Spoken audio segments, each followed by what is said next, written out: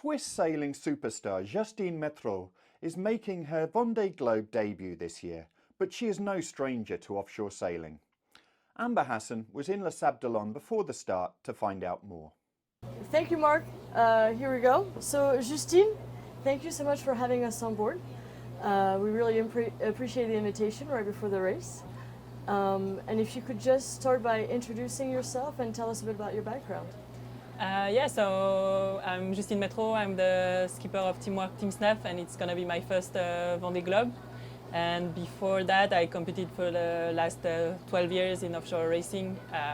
But I went through like the single-handed and also the crewed circuit. So yeah, took part to 3 ocean races and also did like the Mini Transat, the Solitaire du Figaro, a few Jacques Vabre and the Route du Rhum as well before to get here. So you started your career with the Mini Transat, and can you tell us about the moment that you decided you were going to become an offshore skipper, and did you ever think you would be here today now doing the Vendée? No, I really didn't plan to become a Vendée Globe skipper because I grew up in Switzerland, and the Vendée Globes seem to be really like kind of unreachable, pretty far from Switzerland and from the life I had there. But I think it came like little by little through different opportunities. For sure, like when I was a bit more than 20, I wanted to do the Mini Transat because it seemed to be a cool race, and I knew I liked like the kind of endurance races I had done already. And yeah, I've been lucky to meet Teamwork at that stage, and we started the Mini Transat campaign. But even when I started this campaign, it was like maybe I just do that and I just compete for 2 years and then I go back to kind of more classic life. But then it went well for me, and then from then on I built my career. But there was no really plans or expectation to at a stage come here and compete in the Vendée Globe. But here you are. Yeah, so it's nice. Yeah. So obviously, like you said, you're coming from Switzerland, and offshore racing is a very French sport. You know, what has that experience been like, sort of coming in a bit as an outsider? Has there been challenges, or actually it gives you a benefit and a strength in racing? I think in Switzerland, especially in the French-speaking part of Switzerland, we are quite influenced by the French sailing culture. We are not far from that. We use the same language, and we're not far from the French coast, and we get to hear about all the offshore sailing races and stories. And there have been always like a few Swiss sailors in the race, or at least in the past editions. So yeah, I think even if you grow up in Switzerland, it's not that far. It's not that of a big move to come to France and start an offshore sailing career. And to me, I never saw it like as more challenge. I think it's challenging for everybody in different ways because everybody has a different stories. Has a different story, a different background. So yeah, it's a bit different for everybody. But for sure, to get to a Vendée Globe, it requires a lot of energy, of commitment from all the sailors you can see here in the harbour. So yeah, I think everybody deserves respect for that. For sure. And so this edition, there's 3 Swiss sailors. Yeah. Is there sort of a mini race within the race? No, not really. I think. The boats are a bit different. Yeah, the boats are a bit different. The projects are different. We'll see what happens. I hope all 3 of us can finish the race, and that will be already a good thing. So going back to the beginning of your career in 2013 for the Mini Transat, it was a particularly difficult edition. Almost half the fleet abandoned, and you managed to get a second place. Can you take us through that first sort of offshore racing experience and how you managed to secure that win? I think in those years I had the luck to build a good project with the full support of Teamwork, and to train myself properly and get properly ready for the Mini Transat. So I think when I started this race, even if the conditions were tough, and particularly tough, then I knew my boat. I had the experience to manage the conditions and to get to the end of the race. So I think it's just about putting on the good, the right preparation and the right sails. Yeah, exactly. The good coach, everything. So I think it's just about the work you did earlier on. Okay, very cool.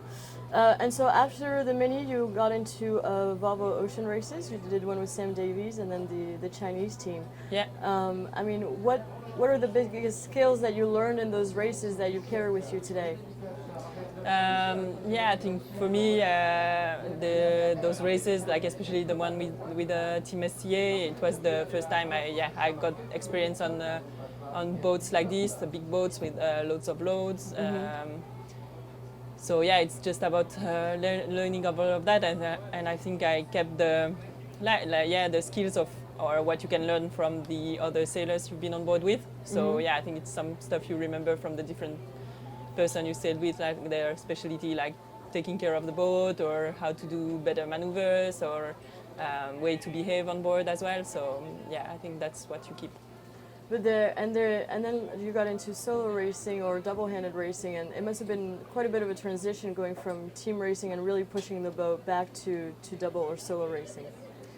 Yeah, but I think that's what's good when you sailed crewed. You see how it is to really push the boats hard, and then it's easier to do it back when you're two on board or single-handed. I think you know, the level of speed or of performance you can reach with the team, and then you try to get closer to that if you're on your own or with just two people on board. So I think it's definitely good experiences to have. And then I loved watching your last Jacques Vabre where you took the northern option. It was a risky move, but I think it paid off. I guess could you take us to that moment where you guys decided to take that option? I think for us at the moment we decided to do that, we were really, we were not really doubting. We both agreed with Julien, who was also quite a weather specialist, that it was the good thing to do. Like everything was pushing us to do that. So yeah, we did that, and then we tried to do the best with the route, and we didn't really question ourselves on the way. We were just like, okay, we will see at the end if it pays off or not. We were knowing anyway we would have a good race, and then it was just about where we would end up exactly. But I think for sure for us we are happy with what we did, and for sure we got a better result that we would have expected if we took the same route than anybody else.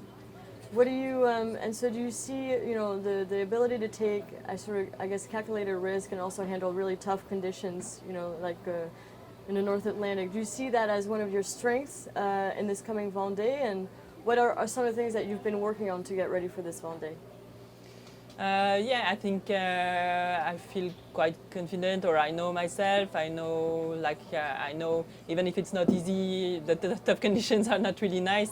I never had big troubles in those conditions, so I know, even if it's not easy at the moment, I'm quite good at managing that and going through tough days. And then with Julien Villon, who I raced with last year and who's still helping me with weather and strategy preparation, we kept working, and I know I can be confident now as well with my choices, because they're taken seriously, trying to really get the information properly and deal with it properly as well. So then when you see results or at the end of your analysis, then if you see something, you feel confident to go for your choice as well. Okay. And so what is your goal for this Vendée Globe? Yeah, I have various goals. For me, I never set a ranking goal, and I think especially it would be tricky to do for a Vendée Globe, and because everything can happen, and I always focus on what I want to achieve and the way I want to sail on board. So I'm going to do the same for the Vendée Globe. So it's about taking care of my boat, taking care of myself, managing the strategy properly, being careful when I do maneuvers. It's small goals like this, but then if you respect that, you will have a good result, or at least you will you will also be how do you say that? Happy or aligned with the way you raced. Yeah. Happy with the race overall. Yeah, exactly. Regardless of the. Yeah. I understand. And so, I guess as this being your first Vendée, what excites you the most about setting off, and what are you maybe a little bit nervous about? Yeah, for sure. There is a bit of unknown. Like for me, yeah, I'm looking forward like to learn how I'm gonna feel offshore for like 80 days on my own, and all the things I don't know yet, like on myself, on my way to manage the boat for such a duration, and so on. So that's what makes it interesting, also. Yeah. You're looking forward to that challenge. Yeah, for sure. If not, I wouldn't be there, and I would be quietly spend the winter at home and go skiing, which would be nice as well. So, watching people race. Exactly. And you know, you come from a family of sailors, and what does that mean for you, and how are they supporting you in your goals and in this Vendée Globe? Yeah, for me, yeah, for sure. All my siblings are also pro sailors, so it's just nice to share that, because they know what it takes, they know the pressure, they really can imagine like what I'm going through, and so they're a really good support. Like, yeah, they know sometimes things can go your way, sometimes they don't, and so yeah, it's just really nice to have them around, and they're also a good support like during the race and so on. So you'll be messaging them during the race and communicating? Yeah, I'm not that of a big communicator, but sometimes when you've been like for a week at sea on your own, you're happy to have just news from your friends, from your family on shore, and it's just like normal, you know, just their normal life stories. But it's nice to have some news from land, and sometimes it's not the right time for me to answer, but like I read my messages when I have the time, and I answer when it's the right time for me as well. Yeah, but it's always cool to have messages from the people you like or you love. Yeah. So as a fellow female sailor, I know that sometimes we struggle with confidence, and it gets in the way of actually sailing a boat and racing, even if there's talent there. I guess, have you ever been faced with that, and what advice would you have for someone who's lacking in confidence, perhaps in the sailing world? Yes, I think I've been experiencing that as well. I think for sure, for female in general in the society, we don't get to, well, we're not built to have self-confidence. So I think even for myself, sometimes it's about, telling yourself like why you are skilled, and what experience you had to build these skills, and then you have, your confidence that you're going to be able to do it again. But yeah, I would say not to be afraid, and just to dare and take the risks, and sometimes you fail, and that's part of the game as well. And still reminding yourself of how far you've come and all the things you have accomplished without being too hard on yourself. But for sure, I can see that, and I can see that like in the females around me, or you feel that for sure. Men are just naturally, but I think it comes from the society to have more self-confidence, and I wish it changes little by little. Well, little by little, I think it's changing. Well, and lastly, is there a way you would like to be remembered in the sailing world? Is there a legacy you would sort of want to leave behind? I don't know. I think I've always built my projects towards looking for performance, and sometimes that's not only what's expected from females in sport.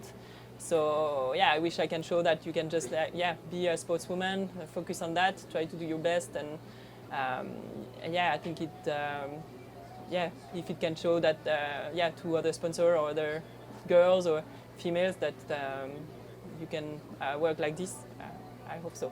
If you work hard, you can go do a Vendée Globe. Yeah, exactly, and get to do it on a nice boat in a competitive way. So. Yeah. Okay. Well, thank you so much for your time. It was a real pleasure. Thanks to you.